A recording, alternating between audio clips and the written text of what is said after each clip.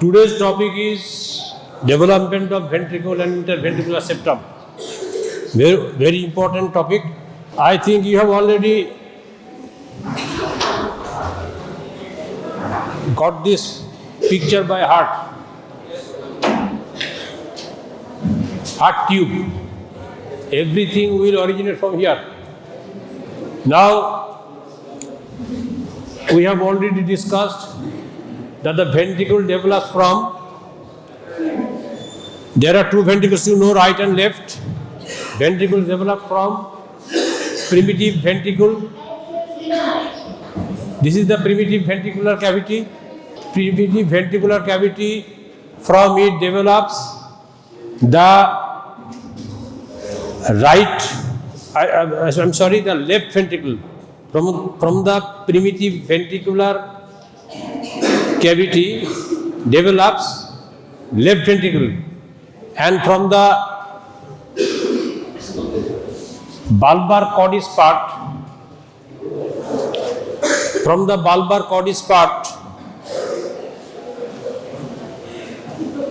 develops bulbar cordis. Again, it is divided into three parts. Bulbar cordis proper, it has got no special name. This is called conus part, and this is part truncus arteriosus. So, from the proximal 1/3 of the bulbar part develops the right ventricle. So, it is very easy. The development of ventricular chamber is very easy. Right develops from the proximal 1/3 of the bulbar cordis, and left ventricle develops from the primitive ventricle left part. Now let us discuss about it is a little bit difficult, the septation of the ventricle. How ventricle is divided into two, right and left. Now, here you see this part, it is actually the primitive ventricle and proximal 1/3 of the bulbar cordis and middle third of the bulbar cordis, that is called conus cordis. These three has merged and formed this big cavity. This is called bulboventricular cavity, because from there the two ventricles will develop and their partition will arise from here. Now, how from the floor of this bulboventricular cavity one septum arises, that is called,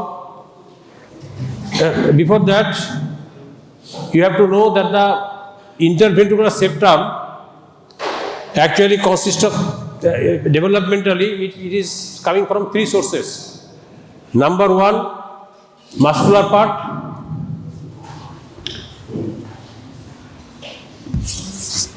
Interventricular septum, IVS, muscular part,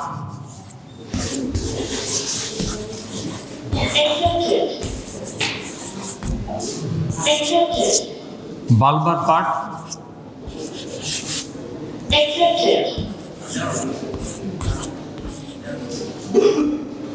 three, membranous part. Membranous part. Now from where these parts are coming? So it consists of three parts: muscular part, bulbar part and membranous part. From the floor of the bulboventricular cavity, a muscular ridge arises and it grows upwards. This is the floor. This is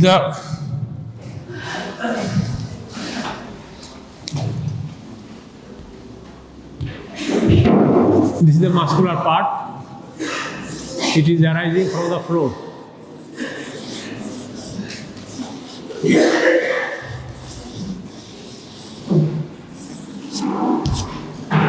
Here you see, this is the atrium and it is the atrioventricular canal.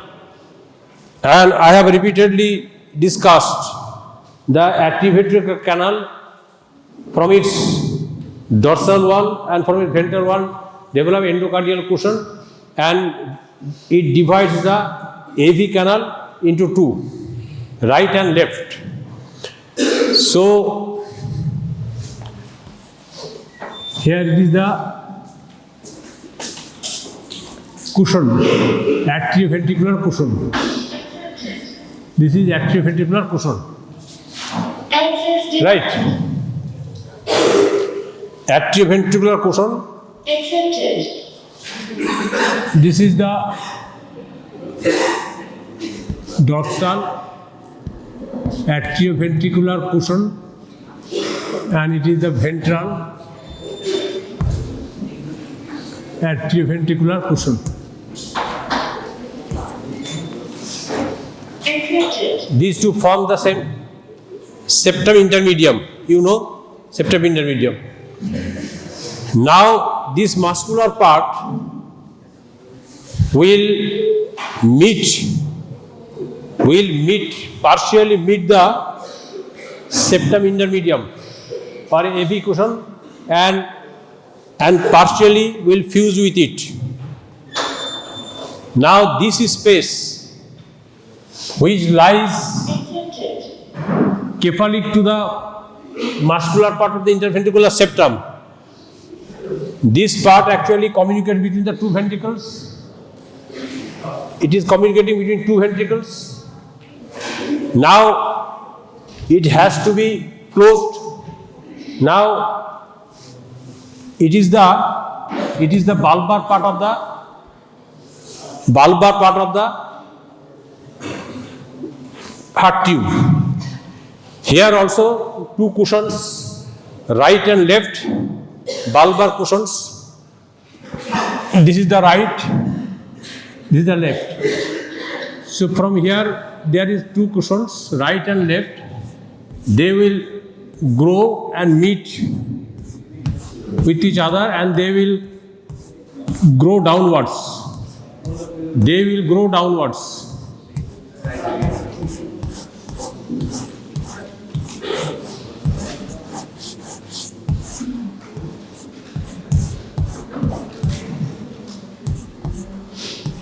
But they will not meet.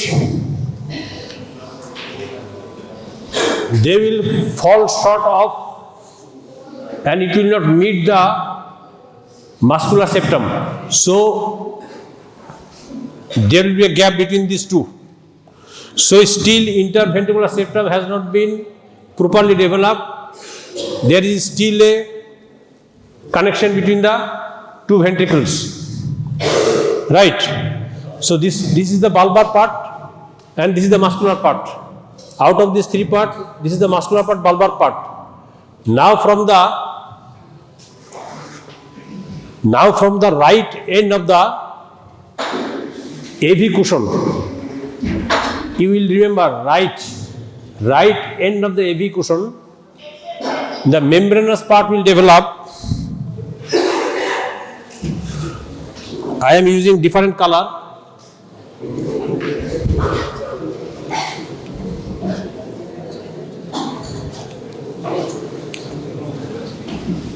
And it will actually fill up this gap.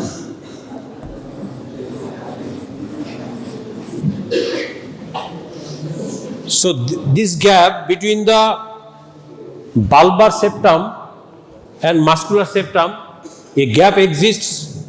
That gap is being filled up by the proliferation of the right end of the AV cushion, as well as from the right and left bulbar ridge. Right and left bulbar ridge.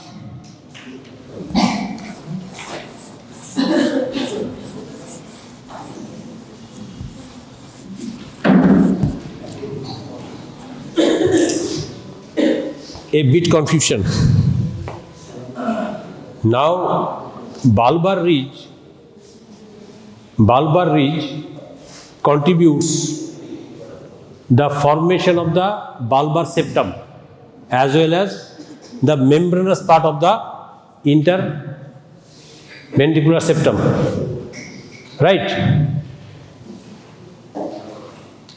Clear? I am again repeating. There are three sources of the interventricular septum: muscular, bulbar and membranous. Muscular septum grows from the floor of the common bulboventricular chamber. It grows upwards and two endocardial cushion develops in the conus cordis, right and left. They will grow downwards. They are growing downwards, and a gap exists between these two. This gap will be filled up by proliferation of this AV cushion, which actually forms the septum intermedium. So from the right end of the AV cushion, this gap is formed, and this part is known as membranous part. The membranous part, it is not entirely filled up by the right end of the AV cushion. Some contribution also comes from right and left bulbar ridge. So membranous partition contribution also comes from right and left bulbar ridge. Right? Now here you see another picture.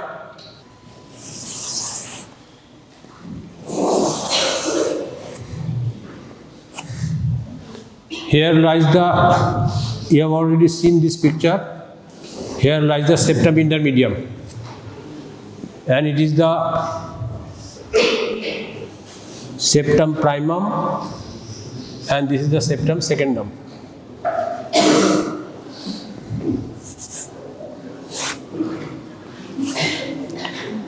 Right atrium, left atrium, right ventricle, left ventricle. First you should discuss that common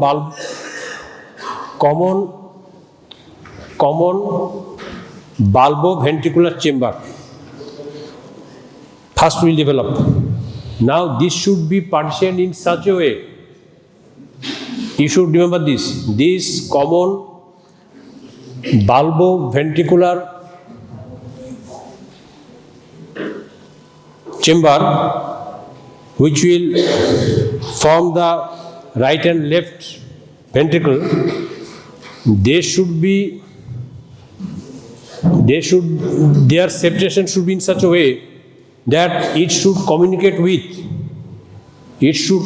with corresponding atrium, as well as it should communicate with the pulmonary trunk and ascending aorta. Right? This is clear. The bulboventricular chamber, which is formed by the fusion of the proximal two-third means bulbar part plus conus part plus original primitive ventricle, they will form the common chamber. From this chamber, ventricle will develop, and you should remember that these ventricles should be partitioned in such a way that it should communicate with the corresponding atrium, as well as it should communicate with the pulmonary trunk as well as the ascending aorta. Right? Now here you see, this has already been discussed. This is the septum primum, this is septum secundum, and here lies the interventricular septum.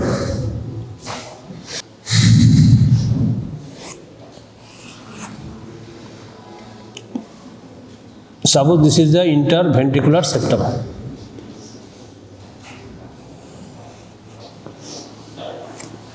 This is the muscular part of the interventricular septum.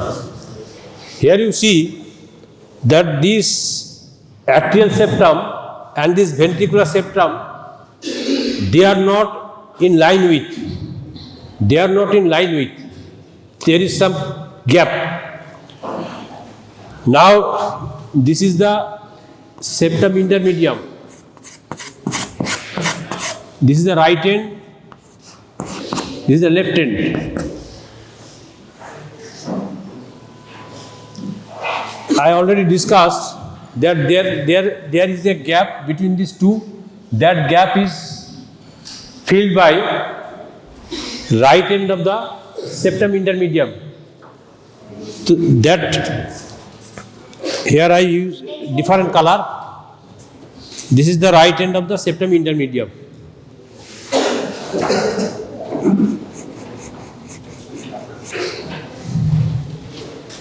Right. Now, here you see the interventricular septum, the membranous part of the interventricular septum. It has two parts, anterior part and posterior part. And this part is called anterior part, and posterior part is coming from where? Here you see, this is the right ventricle, this is the left ventricle. Here you see the left ventricle and right atrium is separated by this is called septum intermedium. It is membranous part also. Now again I am drawing another picture.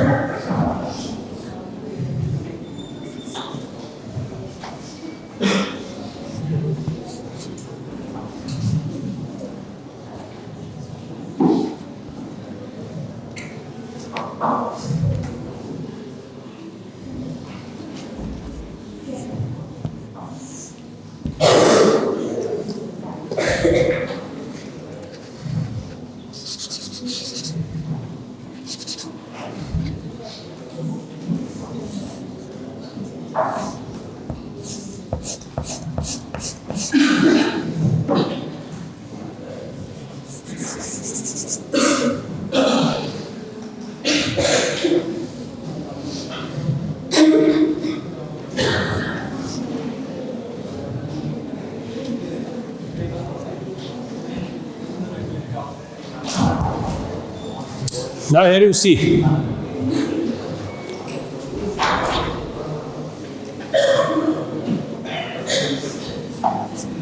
This is the left atrium, this is the right atrium, this is the right ventricle, this is the left ventricle.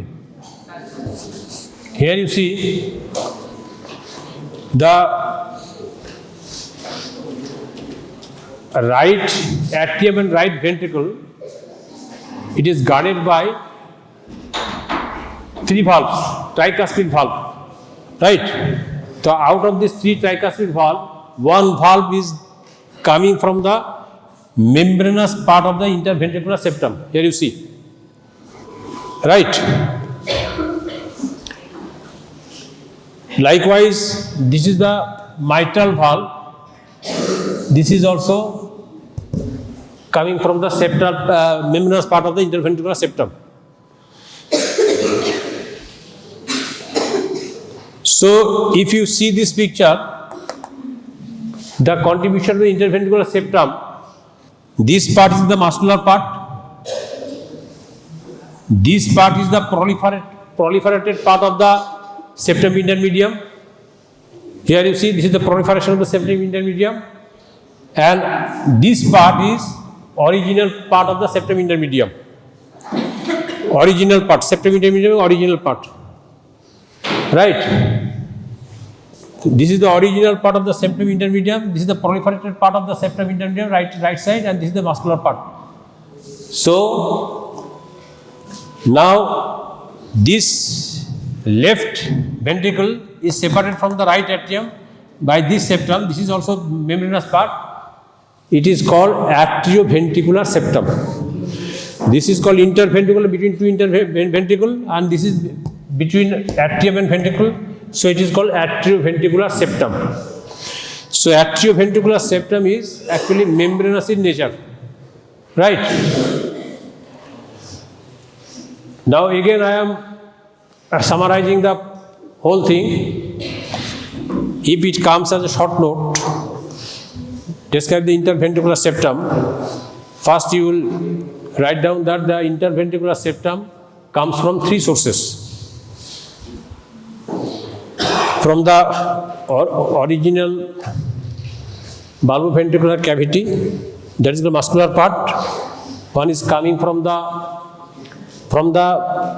bulbus septum, and another is coming, the membranous part is coming from the septum intermedium.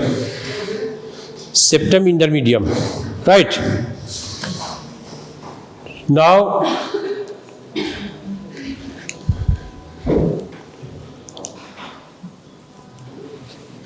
I have already told you that the role of the neural crest cells.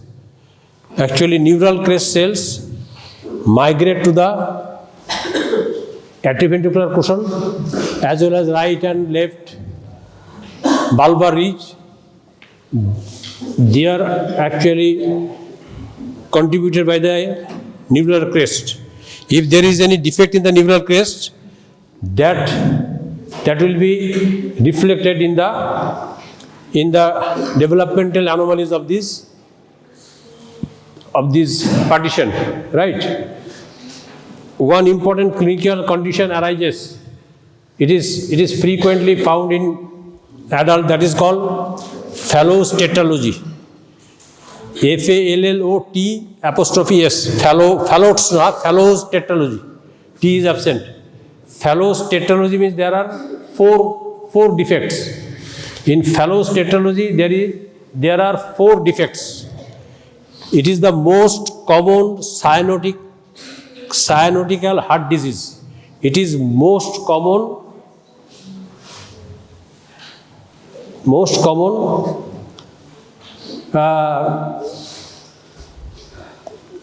মানে কি বলবো এটা, septal defect.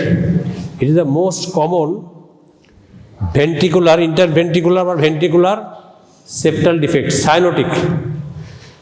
What are the components of this Fallot tetralogy? Number one, there will be interventricular foramen. There will be interventricular foramen. Number two, there will be stenosis of the pulmonary artery. Stenosis means constriction, ছোট হয়ে যাওয়া. Stenosis of the pulmonary artery. Third হচ্ছে hypertrophy of the right ventricle. Four হচ্ছে overriding of the aorta. Overriding of the aorta means if there is septal defect, over that septal defect arises the ascending aorta. As the pulmonary artery or pulmonary trunk is stenosed, and you know that the pulmonary artery arises from which chamber of the heart? Right chamber. Right chamber of the heart, pulmonary artery arises, and from the right chamber, first if you consider blood circulation, all deoxygenated blood is coming right atrium. From the right atrium is coming the right ventricle. From the right ventricle, it is passing through the pulmonary trunk to the lungs for oxygenation. So it is from right atrium, it is passing through the pulmonary trunk. If pulmonary trunk is stenosed, then what will happen? The right ventricle has to work hard to pump the blood into the lungs. That's why it will be hypertrophied. So these two conditions fulfilled: pulmonary stenosis and right ventricular hypertrophy. And there is interventricular septum, and within the interventricular septum, over the interventricular septum lies the origin of the arises the ascending aorta. This is called overriding of the aorta. As the right side pressure is increased, normally what happens? Normally, if there is any defect in the ventricle, if there is any perforation or defect in the ventricle, then normally what happens? Blood from the left side goes to the right side, because right ventricular pressure is more. Right ventricle has to pump the blood throughout the body through aorta. But here what happens? As there is pulmonary stenosis, so, and here the right ventricle, the girth of the right ventricle has increased. The right ventricular pressure is more than the left ventricle, so blood will go from the right to the left. Right? As blood is going from the right to the left, that means deoxygenated blood is mixing with the oxygenated blood. And you know, if there is if the amount of deoxygenated blood is increased in the blood, there will be cyanosis. So the baby will present with cyanosis. If you see the nail or leaf, there will be blue coloration. That is called cyanosis. So this is the most common cyanotic heart disease, Fallot tetralogy. If it comes, I think you will be able to write few lines. Right? If there is any defect in the here septum intermedium, what will happen? All chambers will be communicated, because if it is defective, so atrial septum will be defective, ventricular septum will be defective, so all septum will be defective, and all chambers will be communicated with each other. Right? Now come to the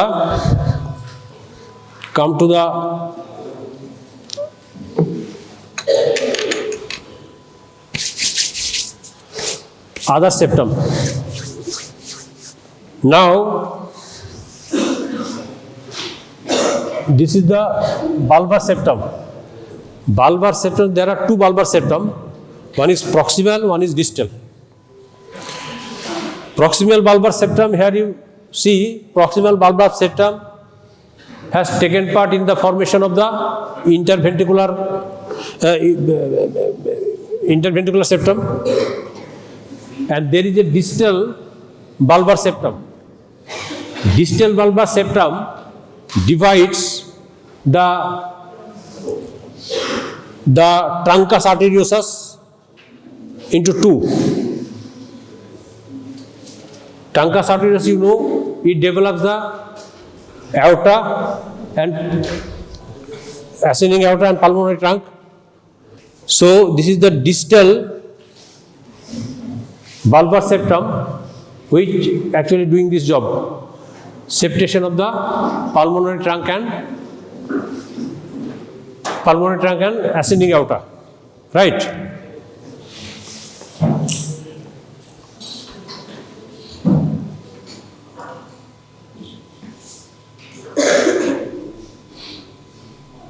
Now, another septum, that is called spiral septum. Spiral septum develops within the truncus arteriosus, right? Now, here, if you see the adult heart, here I have drawn this heart. First you will see, if you see from the front, first you will see the pulmonary trunk. Then you will see the pulmonary trunk is going to the left side of the ascending aorta. And if you go further up, you will see the pulmonary has gone posteriorly and it has come anteriorly. That means if you see from below upwards, it is actually rotating. First lies the, if you draw a septum at the coronal plane, I will find that the pulmonary trunk lies anteriorly and ascending aorta posteriorly. Then if you go above, you will see that this partition has become anterior-posterior. If it is become anterior-posterior, then you will see the pulmonary has gone to the left and ascending aorta to the right. If you go further, again it will be coronal plane. Now here you will find just opposite the beginning, pulmonary trunk behind and ascending aorta in front, right? How it develops? Here also within the truncus arteriosus, here also develop two ridge, right superior and left inferior ridge develops within the truncus arteriosus, and they are joined in such a spiral way that this type of arrangement is found, which I discussed just before, right? There is no special name. Middle third is conus part and distal third is truncus arteriosus, right? Truncus arteriosus, again it is continuous with the aortic sac. Here there is aortic sac. Aortic sac is connected with the dorsal aorta through the pharyngeal arches. Now from the sinus venosus, you know it has two horns, left and right horn. This left horn disappears and right horn persists. From the right horn and the body of the sinus venosus actually merged with the right atrium and form the smooth part of the right atrium. right? And primitive atrium is divided into two, right and left. They form the rough part of the atrium. Primitive ventricle, it contributes the rough part of the left ventricle. And bulbus cordis, proximal third of the bulbus cordis, form the right ventricle rough part. And conus cordis form the outflow tract. And the truncus arteriosus, they will form the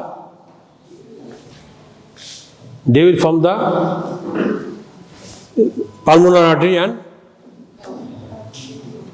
ascending aorta.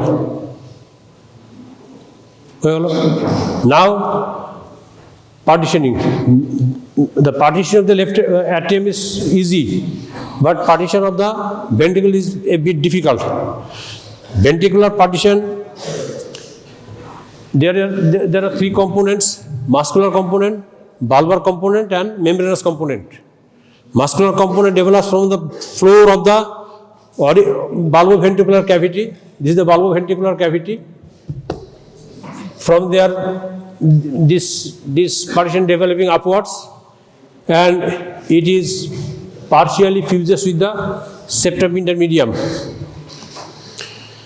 And from above coming the bulbar septum. It is developing from the right and left bulbar ridges. They are coming down, and they are not actually meeting. A space exists.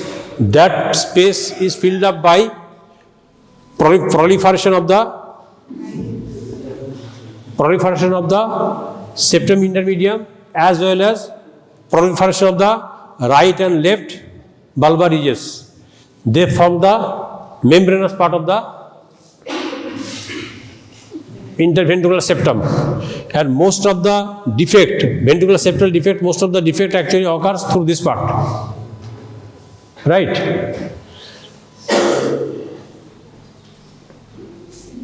Now come to the this is the proximal bulbar septum, distal bulbar septum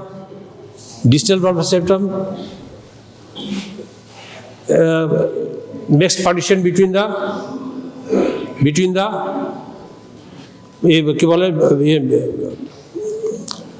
outflow tract, between the outflow tract of the ventricle.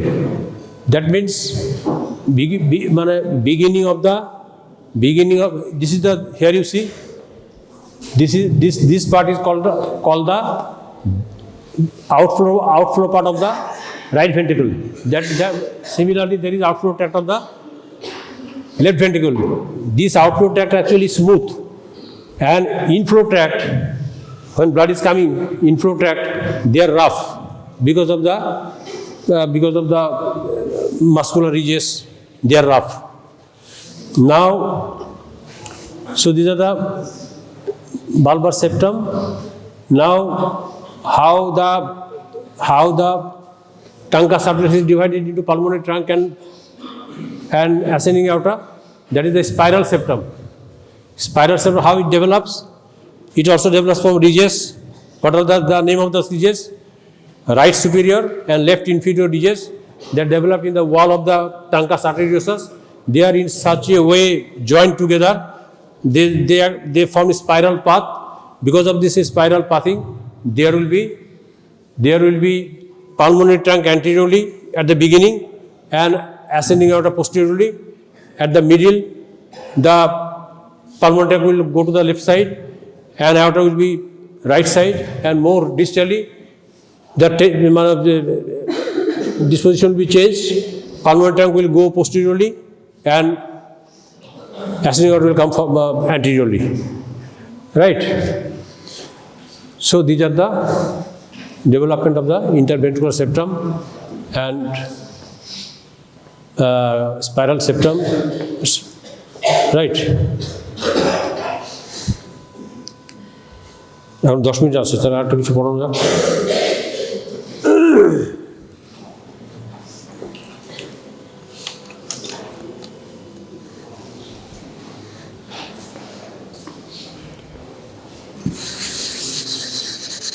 Here you see, here in this picture. In adult heart, you will be asked the interior of the, mostly interior of the right atrium is given in the exam. It is very important. Interior of the right atrium. If you see the interior of the right atrium, you will find a raised area. Its free margin will have raised area. Actually, semilunar raised area, and this is the plain area. This plain area is known as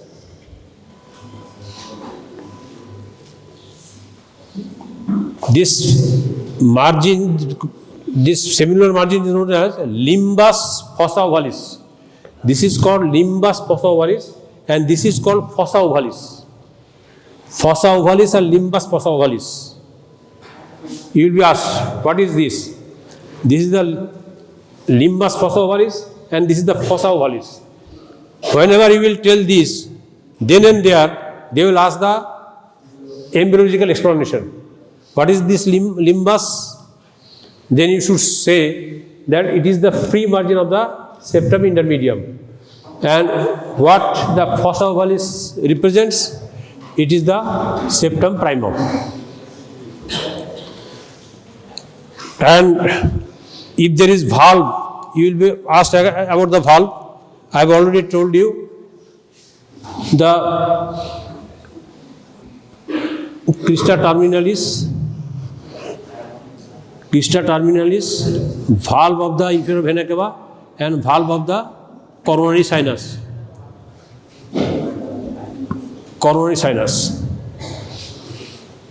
Crista terminalis actually crista terminalis outwardly, if you see on the outer aspect of the atrium, there will be a groove. That groove is the sulcus terminalis. Sulcus means groove, and just within interior, within the right atrium, you will find crista terminalis. Crista terminalis, posterior part is smooth, anterior part is rough. Now, from where this crista terminalis is coming? It is the right venous valve. I have already discussed in previous class. Right venous valve, it is divided into three parts. The major part forms the crista terminalis, middle part forms the valve of the inferior vena cava, and lowest part forms the valve of the coronary sinus. Right? There is no valve in the superior vena cava. Ekhane superior vena cava ta ache, superior vena cava kono valve nei. So this is the adult part of the interior of the right atrium. Right?